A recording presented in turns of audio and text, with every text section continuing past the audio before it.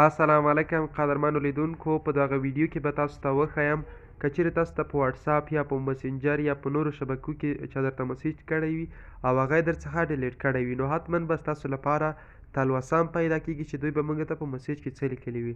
نو دا طریقه به تاسو ته وښیم چې که چیرې تاسو د چا په واتساپ کې مسیج کړی وي او هغه یې درڅخه ډیلیټ کړی وي، دا به تاسو وکولی شئ چې هغه ډیلیټ شوی مسیج هم وګورئ. په واتساپ کې یا په مسنجر کې څوک درته مسیج وکړي او هغه ډیلیټ کړی وي، نو تاسو به د هغه مسیجونه ګورئ.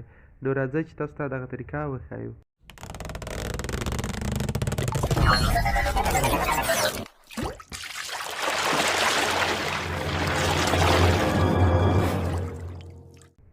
ټول اول به تاسو راشئ پلی سټور ته. په پلی سټور کې به تاسو سرچ کوئ یو اپلیکیشن دی، هغه لینک به تاسو ته د ویډیو په ډسکرپشن کې هم درکوم، خو له پلی سټور څخه یې هم ډاونلوډ کولی شئ. دغلته به تاسو ورته ولیکئ چې نوټیسیو. نوټیسیو دلته ما تیار ورته لیکلی دی، دغه د تاسو ته ښکاري نوټیسیو په نوم اپلیکیشن دی. دا به تاسو له دې ځای څخه ډاونلوډ کړئ. دغسې به کلیک ورباندې وکړئ.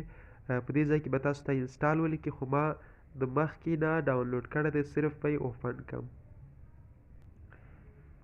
دا مو چې کله اوپن کړ، اول کې لږ پرمیشن درنه غواړي او کله چې ور دننه شئ دا به داسې چیک مارک ولګوئ دا، او هر چې تاسو راغواړئ هغه به تاسو ټول ورته الاو کوئ. دا به تاسو داسې ټول چیک مارک کوئ. ګورو چې موږ ته چا مسیج کړی وي او بیا یې ډیلیټ کړی وي، موږ به یې په همدې ځای کې ترلاسه کړو. اوس تاسو ته په دغه ځای کې ښکاري چې دغه کس موږ ته مسیجونه کړي دي. this message was deleted، یعنې دغه دواړه مسیجونه له دې ځای څخه ډیلیټ شوي دي. نو اوس راځو په همغه اپلیکیشن کې ګورو.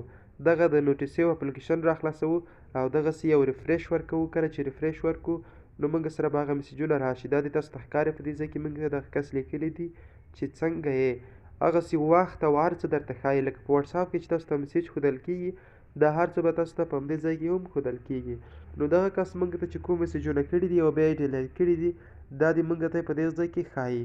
نو تاسو هم کولی شئ چې هغه ډیلیټ شوي مسیجونه ترلاسه کړئ. زموږ د نن ورځې ویډیو همدومره وه. که چېرته غواړئ چې همدغسې نورې ویډیوګانې وګورئ، زموږ چینل هم درسره سبسکرایب کړئ.